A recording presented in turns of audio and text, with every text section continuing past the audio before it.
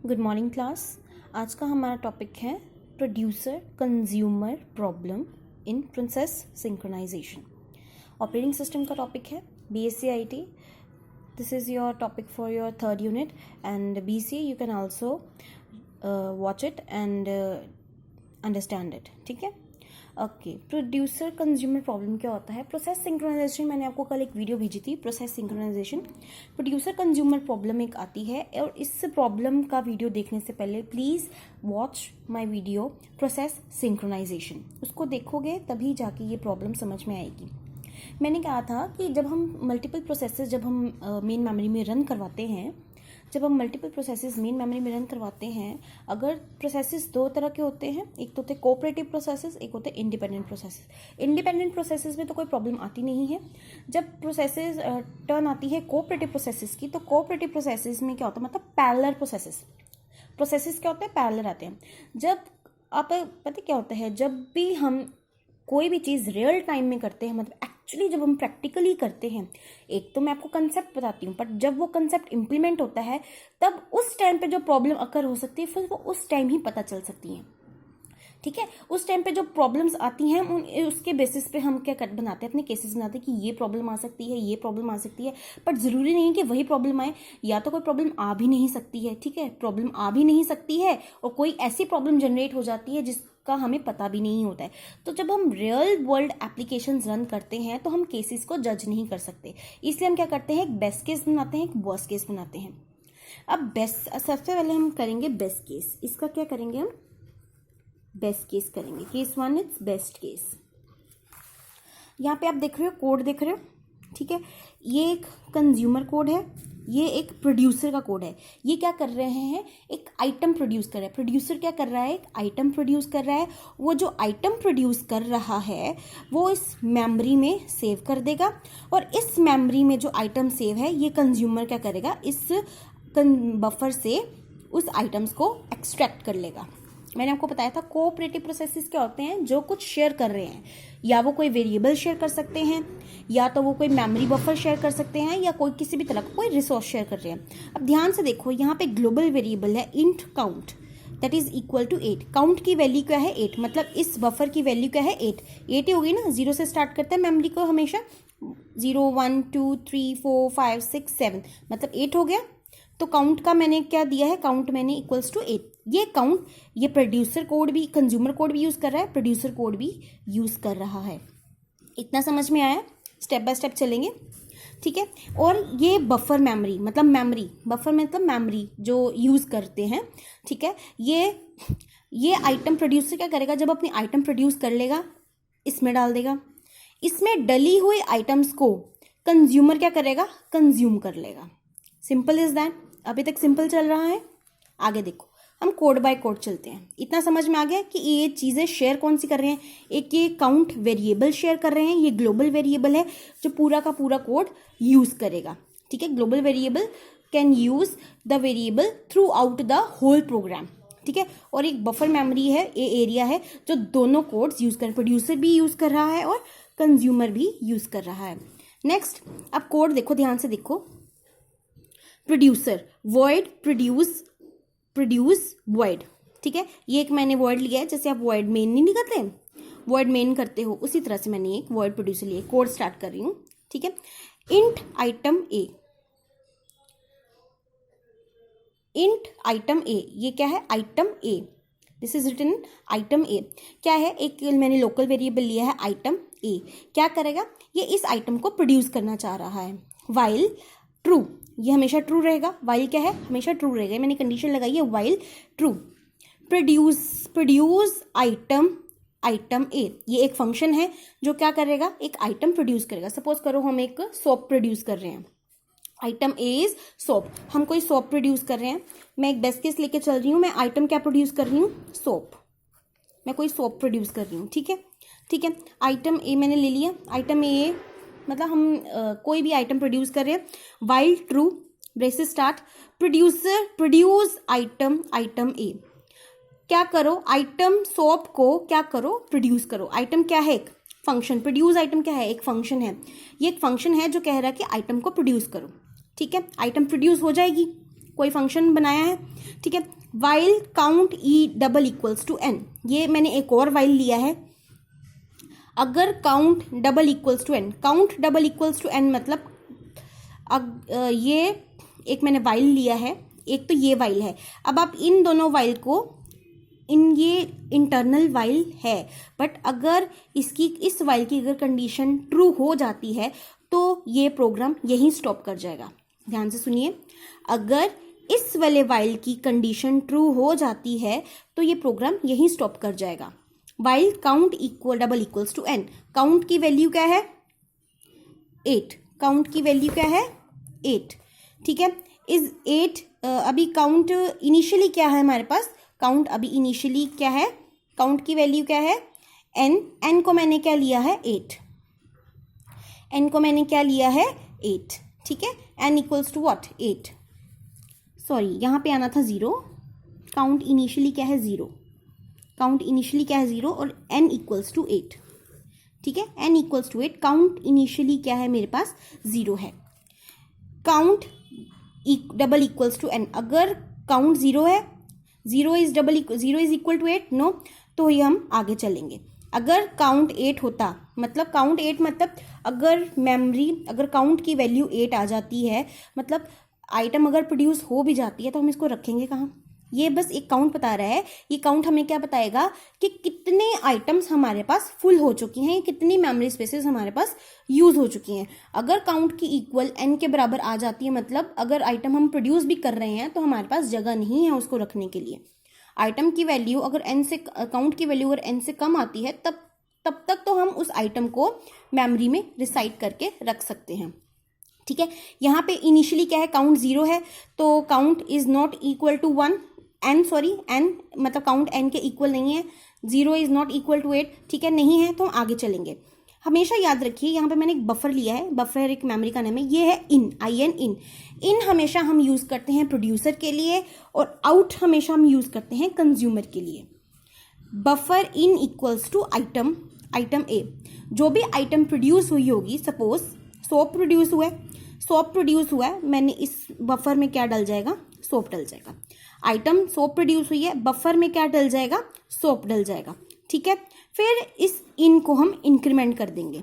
Buffer की initial value क्या है 0, इन में इनिशियल क्या है, देखो इन में इनिशियल अभी क्या है 0, इन अभी इनिशियली क्या है 0, 0 में 0th इंडेक्स पे आइटम सोप डल जाएगी, डल गई, सपोज करो डल गई, ठीक है। उसके बाद हम इन की वैल्यू क्या कर देंगे, इंक्रीमेंट कर देंगे, मतलब इनको हम कर देंगे 1 कर देंगे, 0 से 1 कर देंगे, ठीक है जी। इनकी वैल्यू क्या हो गई 1। उसके बाद count equals to count plus 1, अब हमें काउंट को भी क्या करना है, काउंट वेरिएबल को भी, अब पहले 0 था, अब वो भी क्या हो गया 1 हो गया, काउंट वेरिएबल भी क्या हो गया अब 1 हो गया, ठीक है। काउंट वेरिएबल भी क्या हो गया 0 से 1 हो गया, ठीक है। ये तो था एक सिंपल सा, ठीक है। अब हमेशा याद रखिए इन हमेशा, अब काउंट 1 बता रहा है, ऑब्वियसली काउंट 1 मतलब इस बफर में क्या है, एक आइटम प्रोड्यूस कर दी, सिंपल सा केस था। अब इधर चलो, कंज्यूमर में क्या होता है, void consumer void item B ली है, वाइल ट्रू, ठीक है। While count double equals to 0, अगर काउंट 0 को इक्वल है तो टर्मिनेट कर दो, नहीं है तो आगे चलो। काउंट 0 नहीं है, काउंट में क्या है अभी 1 प्रेजेंट है, काउंट में क्या है 1 प्रेजेंट है। काउंट नॉट इक्वल्स टू 0 मतलब आगे चलो। अगर काउंट ही 0 है, सपोज करो अगर काउंट की वैल्यू 0 है, मतलब बफर में कोई आइटम ही नहीं है, तो वो कंज्यूम क्या करेगा, वो कंज्यूम तब करेगा ना जब बफर में कोई आइटम प्रोड्यूस होके आएगी, ठीक है। Count equals to not equals to 0 तो आगे चलो। बफर आउट इनिशियली आउट की वैल्यू क्या है, इनिशियली आउट की वैल्यू क्या है 0, इनिशियली आउट की वैल्यू क्या है 0, ठीक है। इनिशियली आउट की वैल्यू क्या है 0, मतलब बफर आउट में सोप है, ये सोप आइटम बी में चला जाएगा और आउट की वैल्यू हम कर देंगे इंक्रीमेंट, आउट की वैल्यू हम कर देंगे इंक्रीमेंट। देखो चाहे इन हो चाहे आउट हो, हम जाएंगे, अब सपोज करो अभी तो एक आइटम प्रोड्यूस हुई है ना, आइटम्स तो बहुत सारी होंगी, आउट को हमने इंक्रीमेंट कर दिया, अब आउट 1 पे चला जाएगा। अब जो भी आइटम आएगी ये इसको पॉइंट करेगा, फिर वो दोबारा एक्सट्रैक्ट हो जाएगी, ठीक है। और काउंट को हमने क्या कर दिया, काउंट -1, और काउंट की वैल्यू क्या कर दी, काउंट -1। क्यों कर दी, एक वैल्यू आई थी इसने बढ़ा दिया, अब इसने वही चीज निकाल दी तो काउंट क्या हो जाएगा, -1, मतलब काउंट फिर क्या हो जाएगा, 0। यही है। अब अगर सोप इसने कंज्यूम कर लिया, ये यहाँ से एक्सट्रैक्ट हो जाएगा तो बफर फिर खाली, तो काउंट की वैल्यू क्या हो जाएगी, 0। अभी तक तो यही ठीक चल रहा था ना। और फिर क्या है, प्रोसेस आइटम, जो भी उस आइटम को एक्सट्रैक्ट करके जो भी उस आइटम को प्रोसेस करना हो वो कर लिया जाएगा, ठीक है। ये कोड था एक सिंपल केस, मतलब एक जो बेस्ट केस होता है कि प्रोड्यूसर ने आइटम प्रोड्यूस की, फिर उनको अपडेट किया, काउंट की वैल्यू और अपने इन की वैल्यू को अपडेट किया, फिर उसको कंज्यूमर ने उस आइटम को कंज्यूम किया, फिर आउट की वैल्यू को अपडेट किया, काउंट की वैल्यू को दोबारा अपडेट किया। एट लास्ट काउंट की वैल्यू क्या हो गई, 0। क्यों, काउंट की वैल्यू 0 ही है ना। क्यों, जब ये सोप निकल जाएगा तो मेमोरी फिर खाली की खाली। इस तरह से क्या होगा, अब क्या होगा, अब इन 1 होगा, इन 1 हो मतलब नेक्स्ट लोकेशन क्या है, 1। अब यहाँ पे क्या है, दोबारा मतलब ये दोबारा कोड चलेगा और जितनी आइटम्स होंगी वो 1 by 1 आती रहेगी। और जैसे ही यहाँ पे काउंट इक्वल्स टू n हो जाएगा, मतलब काउंट अगर 8 है, ठीक है, काउंट की वैल्यू अगर 8 है तो यहाँ पे 8 इक्वल आ गया तो ये यहीं स्टॉप कर जाएगा। अगर हम कोई भी आइटम अगर आगे प्रोड्यूस कर भी लेते हैं, तो हम उसको सेव नहीं कर सकते, ठीक है जी। ये तो था बेस्ट केस। अब वर्स्ट केस में क्या होता है, वर्स्ट केस में सपोज करो इसने ये 3 आइटम्स हैं, 3 आइटम प्रोड्यूस की हैं, ठीक है। ये इसने 3 आइटम ऑलरेडी प्रोड्यूस कर चुका है, प्रोड्यूसर क्या कर चुका है, 3 आइटम प्रोड्यूस कर चुका है, ठीक है। फिर यहाँ पे दोबारा चलते हैं, ये तो बेस्ट केस के लिए था। अब इनकी वैल्यू क्या होगी, इनकी वैल्यू 3 नहीं होगी, इनकी वैल्यू 2 नहीं, यहाँ पे कितनी आइटम्स है, 1 2 3। जब यहाँ पे एक आइटम प्रोड्यूस थी, मतलब आइटम एक प्रोड्यूस थी, तो इंक्रीमेंट की वैल्यू क्या थी, 1। अब यहाँ पे इंक्रीमेंट की वैल्यू क्या होगी, 4। हम एक एक्स्ट्रा लेके चलते हैं ना, 3 तो ऑलरेडी उसने प्रोड्यूस करी है, अगर चौथी आइटम प्रोड्यूस करेगा तो वो 4th लोकेशन पे करेगा ना। 3 आइटम्स उसने ऑलरेडी प्रोड्यूस कर ली हैं, चौथी अगर प्रोड्यूस करेगा तो वो करेगा तो वो किस लोकेशन पे करेगा, इस लोकेशन पे करेगा। सपोज उसने इस लोकेशन पे आइटम प्रोड्यूस कर ली, ठीक है। और आउट की वैल्यू यहाँ पे क्या है, आउट की वैल्यू यहाँ पे क्या है, 0। इसने अभी कोई भी आइटम कंज्यूम नहीं की। और यहाँ पे काउंट की वैल्यू क्या होनी चाहिए, काउंट की वैल्यू यहाँ पे 4 होनी चाहिए, 4 होनी चाहिए ना। यहाँ पे मेमोरी में कितनी आइटम प्रोड्यूस है, मेमोरी में कितनी आइटम प्रोड्यूस हैं, 4। तो यहाँ पे काउंट की वैल्यू क्या होनी चाहिए, काउंट की वैल्यू क्या है, 4, ठीक है। काउंट की वैल्यू 4 और यहाँ पे इनकी वैल्यू क्या हो गई, 5, ठीक है। इनकी वैल्यू हमेशा याद रखना, अगर बफर में आइटम 4 है, इनकी वैल्यू 5 होगी, मतलब एक एक्स्ट्रा वैल्यू होती है बफर में।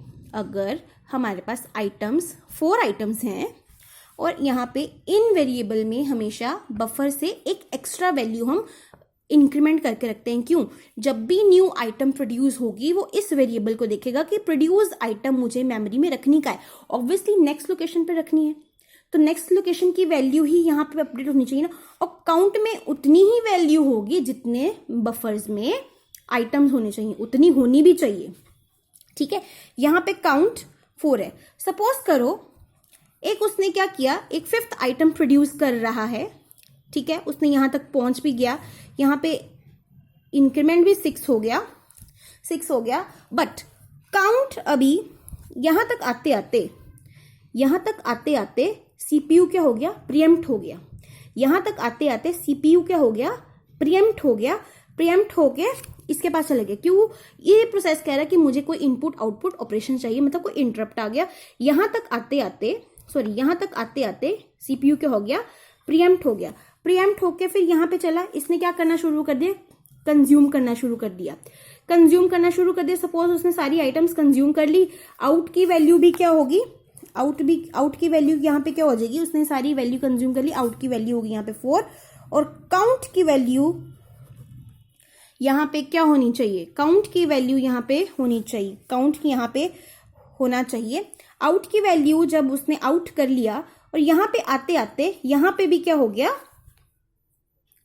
सीपीयू प्रीएम्प्ट हो गया। यहाँ पे काउंट क्या होना चाहिए, 0।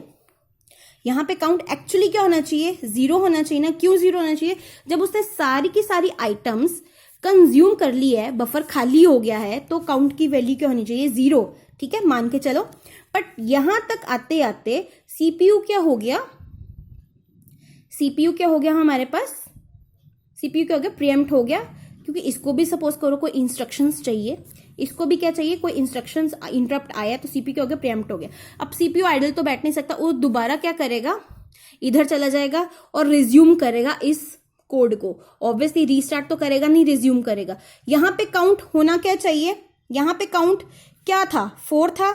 ठीक है, यहां पे काउंट क्या था, मतलब 4 था। यहां पे इसने क्या कर दिया, 5 कर दिया, सपोज करो एक कर दिया ना, एक आइटम प्रोड्यूस किया था। ठीक है, और यहां पे काउंट क्या होना चाहिए था, 1, क्योंकि इसने 4 तो निकाल लिए, आइटम क्या बचे, 1 बचा। ठीक है, यहां पे 5, यहां पे 1 होना चाहिए था, अभी है नहीं। ठीक है, यहां पे काउंट था 5, तो ग्लोबली काउंट की वैल्यू है यहाँ पे 5। ठीक है, इसने अपनी वैल्यू अपडेट कर दी और ये प्रोग्राम टर्मिनेट हो गया। इसकी लास्ट इंस्ट्रक्शन इसने अपडेट कर दी, यहाँ पे वैल्यू 5 आ गई और प्रोग्राम टर्मिनेट हो गया। काउंट की वैल्यू क्या आ गई, 5। अब यहाँ पे देखो, इसने ये चारों आइटम्स एक्सट्रैक्ट कर ली ही हैं, इसने अब चारों आइटम एक्सट्रैक्ट कर ली हैं। अब दोबारा जब सीपीयू आएगा, यहां से स्टार्ट करेगा और काउंट को काउंट -1 करेगा, और काउंट की वैल्यू है क्या, 5। ठीक है, काउंट की वैल्यू है क्या, 5, और इसने 5 - 1 कर दिया, क्या हुआ, 4।